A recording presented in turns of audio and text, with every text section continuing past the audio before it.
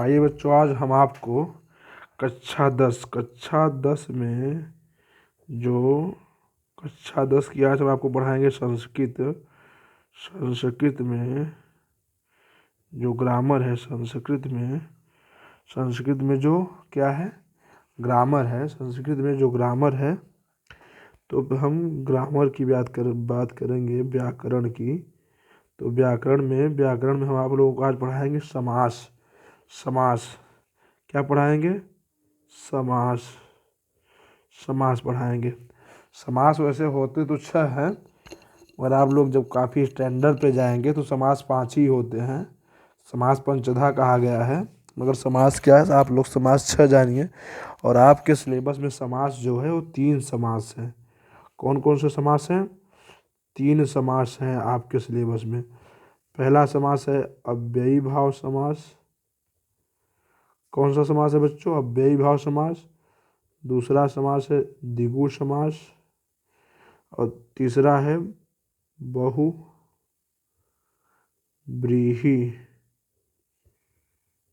बहुव्रीहि समास। तीसरा समास कौन सा है? बहुव्रीहि समास। तीसरा समास है बहुव्रीहि समास। तो ये हो गया। तो हम आप लोगों को आज पढ़ाएंगे अव्ययी भाव समास। अव्ययी भाव समास। अव्ययी भाव समास का अर्थ होता है, अव्ययी भाव समास का अर्थ है जो व्यय न किया जा सके। जो क्या न किया जा सके? जो व्यय न किया जा सके। क्या न किया जा सके? जो व्यय न किया जा सके उसे अव्ययी भाव समास कहते हैं। संस्कृत में जो 22 संस्कृत आप लोगों को पता होना चाहिए, संस्कृत में कितने उपसर्ग होते हैं? संस्कृत में 22 उपसर्ग होते हैं। संस्कृत में 22 उपसर्ग होते हैं। उन्हीं 22 उपसर्गों के प्रयोग से पूरा अव्ययी भाव समास का निर्माण होता है। उस अव्ययी भाव समास का। और उपसर्ग क्या होते हैं? उपसर्ग किसी उपसर्ग बराबर उपसर्ग क्या होते हैं?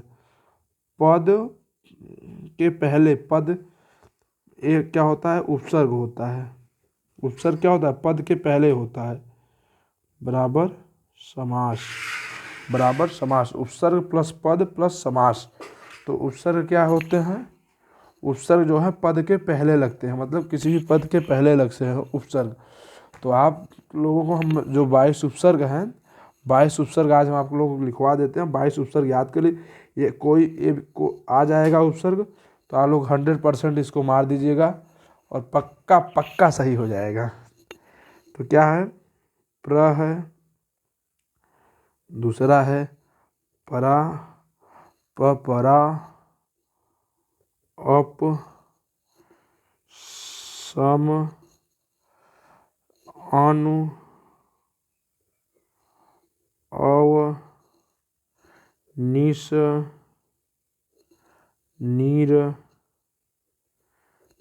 नीर, दुस, दूर, वी। फिर आंग, वी आंग का आ बचता है, वी आंग, नी, अभी,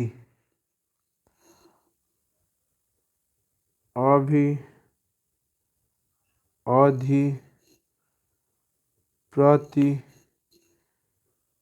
परि, उप, सु, उत, अपि,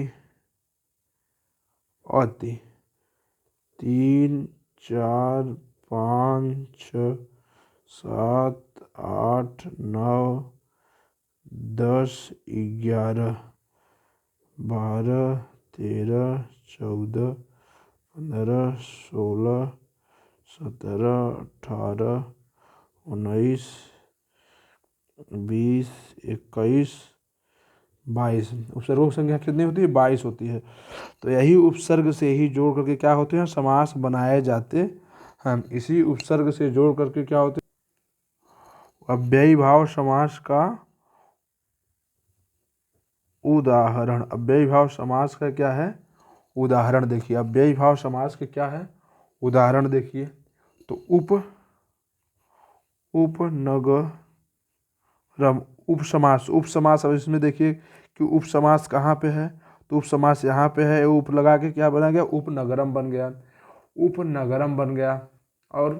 और क्या बन गया? उपकृष्णम बन गया। उपकृष्णम बन गया। के लगाने से क्या हो गया? उपकृष्णम बन गया। उपकूलम बन गया। उपकूलम बन गया। और यथाशक्ति बन गया। यथाशक्ति बन गया। यथाशक्ति बन गया। अब और क्या बनेगा? और क्या बनेगा? अति उपसर्ग लाने से अतिहिमम, अतिहिमम, अतिनिद्रम। तो क्या होते हैं? आप लोगों को बताया गया कि एक बार आप लोग रिवीजन कर लीजिए कि क्या कक्षा 10 में जो है समास में आप लोगों को आज व्याकरण में क्या पढ़ा है? समास पढ़ा है। तो समास में क्या पढ़ा? अव्यय समास 3 होते हैं। आपके चैप्टर में क्या है? समास 3 ही हैं। आपके जो है सिलेबस में 3 समास दिया गया है। पहला समास है अव्ययी भाव, दूसरा समास है द्विगु समास, तीसरा समास है बहुव्रीहि समास। और अव्ययी भाव समास हम आपको पढ़ाए हैं आज। अव्ययी भाव समास में क्या होता है? जो व्यय न किया जा सके, जो व्यय न किया जा सके उसे अव्ययी भाव समास कहते हैं। संस्कृत में 22 उपसर्ग होते हैं, 22 उपसर्ग होते हैं और इन्हीं की सहायता से क्या होते हैं, इसको आप लिख लीजिएगा। जब मैंने लिखा नहीं, बोल दे रहा हूँ। संस्कृत में जो 22 उपसर्ग होते हैं उन्हीं की सहायता से अव्ययी भाव समास बनाए जाते हैं। और किसी भी पद के पहले उपसर्ग को कैसे, उपसर्ग और प्रत्यय होता है ना, तो प्रत्यय को किसी पद के बाद में अंत में लगाया जाता है और उपसर्ग को पद के पहले लगाया जाता है। तो अगर पहले लग जाएगा तो समास हो जाएगा। तो 22 जो है 22 उपसर्ग से ही क्या होते हैं? ये समास बनते हैं। तो धन्यवाद बच्चों।